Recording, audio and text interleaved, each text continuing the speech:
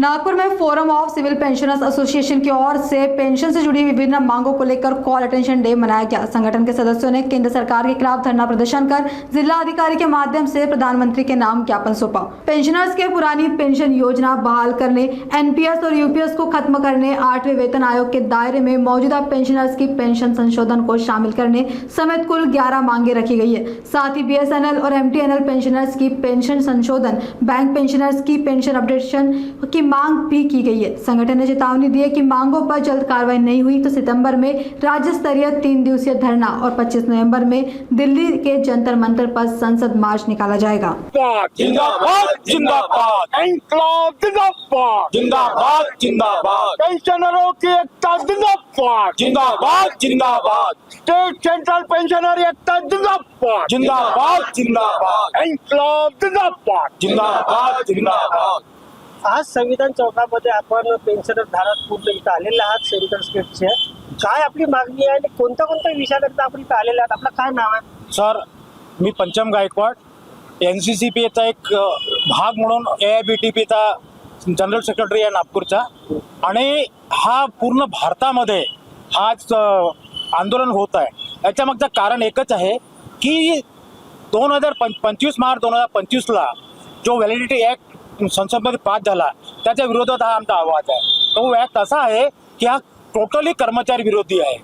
दुसरी गोष्ट सांगायचं म्हणजे BSNL मध्ये 1/1/2017 पासून पेन्शन रिव्हिजन व्हायला पाहिजे होती, पण ती झाली नाही। ती आमची मूळ मांग आहे।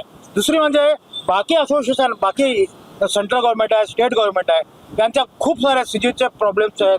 हे काही सर्व प्रॉब्लेम आहे, ह्या मागणी पूर्ण होण्याकरता आज इथे आम्ही जमलेलो आहोत आणि हा आंदोलन पूर्ण देशभरामध्ये सुरू आहे। माझे मित्र कॉम्रेड नाईक हे आपलं तुम्हाला काय सांगू इच्छितात? सर मला सांगा, पूर्ण देशभरात एकाच वेळेस चालू आहे का पूर्ण संघटना? हो, एकदम बरोबर आहे। सरकारचा विरोध आपण केंद्र सरकारची जी धोरण आहे, त्यांची जी नीती आहे ते पेन्शनरच्या विरोधी आहे आणि आमच्या पेन्शनर लोकांच्या बऱ्याचशा मागण्या काही काळाच्या अगोदरपासून पेंडिंग आहेत, ते अजून त्यांनी सॉल्व्ह नाही केलं। आणि आता त्यांनी 8वा वेतन बिल म्हणजे डिक्लेअर केला, परंतु तो वेतन पेन्शन आम्हाला लागू नाही झाला पाहिजे अशा प्रकारची त्यांनी नीती अवलंबिली आणि मार्च 2025 मध्ये फायनान्स बिल त्यांनी पास केलं। तर त्याच्यामध्ये व्हॅलिडेशन ऍक्ट आहे, त्याच्यानुसार आम्ही जे जुने पेन्शनर आहोत त्यांना पेन्शन भेटणार नाही। त्याच्या विरोधामध्ये आम्ही आजचा धरना कार्यक्रम केला आहे। त्याचप्रमाणे त्यांना टर्म ऑफ रेफरन्स दिलेला आहे वेतन आयोगाला, त्याच्यात त्यांनी म्हटलंय की भारताची आर्थिक परिस्थिती पाहून तुम्ही रिकमेंडेशन द्या, म्हणजे याचा अर्थ की पेन्शनर लोकांना त्याचे लाभ देऊ नये असं त्यांचं म्हणणं आहे। त्याच्यामुळे आमची चेन्नईला पूर्ण ऑल इंडियाची राष्ट्रीय कार्यालयाची मीटिंग झाली 18 जुलै आणि 19 जुलैला। त्यामध्ये हा निर्णय घेण्यात आला की या सरकारच्या विरोधामध्ये सर्व पेन्शनरनी, फक्त सेंट्रल गव्हर्नमेंट नाही, तर हा जो धरणा कार्यक्रम आहे हा forum of civil pension association तर्फे आहे।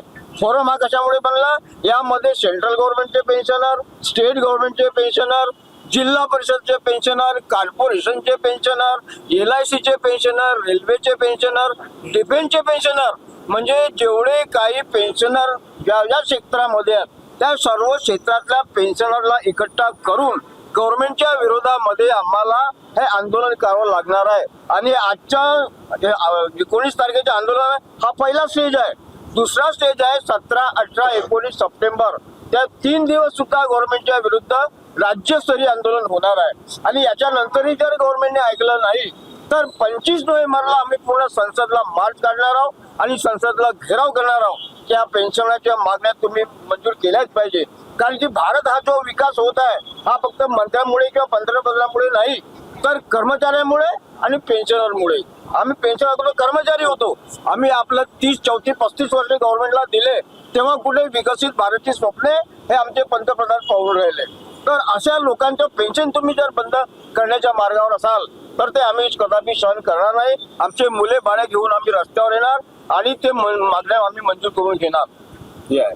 सर मला एक सांगा, श्रमिक कामगारों के लिए, श्रमिक लोगों के लिए सरकार विरोधी जो बोला जा रहा है और आप लोग जब इकट्ठा हो गए और जो अभी आप बोल रहे हो कि 29 सितंबर को राज्यव्यापी आंदोलन हो जा रहा है, उसमें क्या क्या कहना है?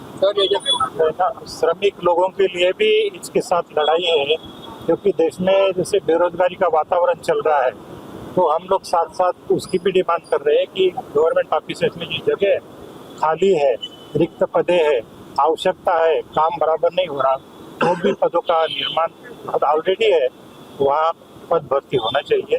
ये भी हमारी डिमांड है। 29 सितंबर को आपका उसमें कैसा हमारा वो स्टेट लेवल का आंदोलन रहेगा और वहाँ धरना प्रदर्शन ही रहेगा स्टेट लेवल पे, और प्रेस कॉन्फ्रेंस भी वो लेंगे, इस प्रकार का रहेगा।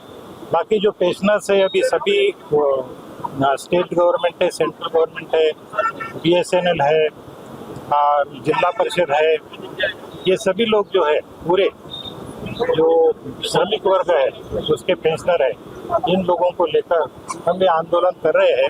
पूरे भारत में ये आंदोलन होते जा रहा है और ये आज का एक दिन का कार्यक्रम हमारा था, धरना प्रदर्शन, और भी कार्यक्रम दिया है सितंबर में, और बाद में फिर संसद में भी हम मोर्चा लेके जाएंगे। बात हमारी ये है कि पेंशनर में उन्होंने विभाजन किया है, जैसे ये 8वां वेतन आयोग उन्होंने बिठाया है, तो उसमें धोखा ये है कि 8वें वेतन आयोग में जो रेगुलर कर्मचारी है उनका फिक्सेशन हो जाएगा, उनका पेंशन फिक्सेशन भी हो सकता है, लेकिन पहले के लोग हैं उनको पेंशन फिक्सेशन का फायदा नहीं मिलेगा। तो हमारा कहना ये कि पुराने लोग हैं उनको भी पेंशन का फिक्सेशन का फायदा मिलना चाहिए और पेंशन समानता भी होनी चाहिए।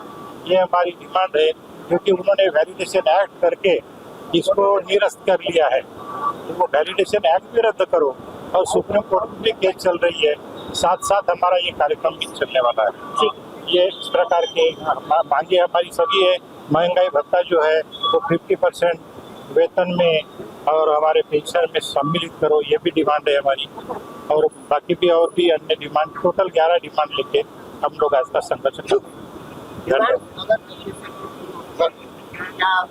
आगे का कार्यक्रम स्टेप बाय स्टेप रहेगा।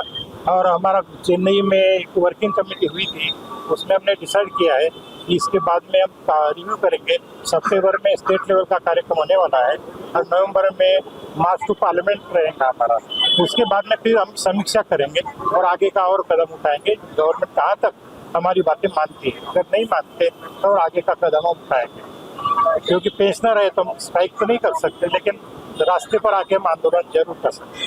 1.5-2 वर्षापासून पेन्शनसाठी पूर्ण आपण रस्त्यावर आलेल्या विविध संघटना वेगवेगळ्या प्रकारे एक लढत आहेत। आज एक चांगली आनंदाची बाब आहे की पूर्ण भारतातच नव्हे, भारतातल्या पुढे संघटना एक झालेली आहे।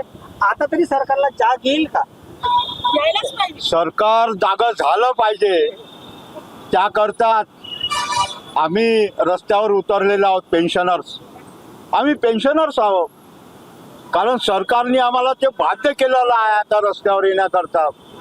मी माझं नाव बुधाजी सुरकर आहे, मी all India state government pensioners फेडरेशनचा कार्यकर्ता आहे। आणि आज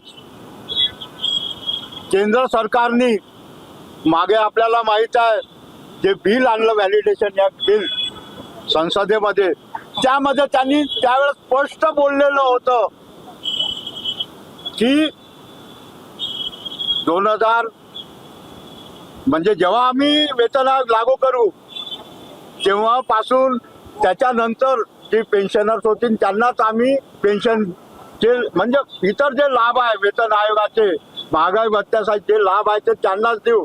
त्यानंतरचे अगोदरचे जे झालेले पेन्शनर्स आहेत त्यांना ह्या 8व्या वेतन आयोगाचे कुठलेही लाभ देण्यात येणार नाही, अशा प्रकारचं त्यांनी धोरण आखलेलं आहे। आणि हे धोरण आज केंद्रामध्ये आलेलं आहे, उद्या स्टेटमध्ये सुद्धा ते येणार आहे। आणि म्हणून आम्ही स्टेटचे सुद्धा पेन्शनर्स आज या धरणे आंदोलनामध्ये इथे सहभागी झालेलो आहोत, कारण हे केंद्र सरकार जे आहे हे टोटली या देशातील श्रमिक विरोधी सरकार आहे, पेन्शनर्स विरोधी सरकार आहे। आणि त्यांनी तसे अधिकार त्या ॲक्टमुळे आपल्याकडे करून घेतलेले आहेत आणि हा धोका आहे।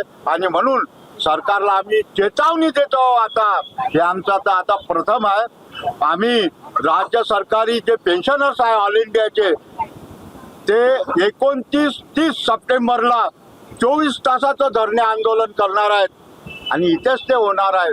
तो सुद्धा आमचा आता आमची हैदराबादला NSCची मीटिंग झाली, त्या NSCच्या मीटिंगमध्ये तो निर्णय झालेला आहे आणि त्या आदेशाला घेऊन आम्ही संपूर्ण भारतामध्ये आज आम्ही केंद्र आणि राज्य मिळून आज सरकारला हे आवाहन करतो की आता तरी लक्ष द्या, आता तरी सुद्धा, नाहीतर यापुढे आम्ही अधिक तीव्र आंदोलनाला पुढे जाऊ, अशी आपल्या माध्यमातून आम्ही केंद्र सरकारला मागणी करतो आहे.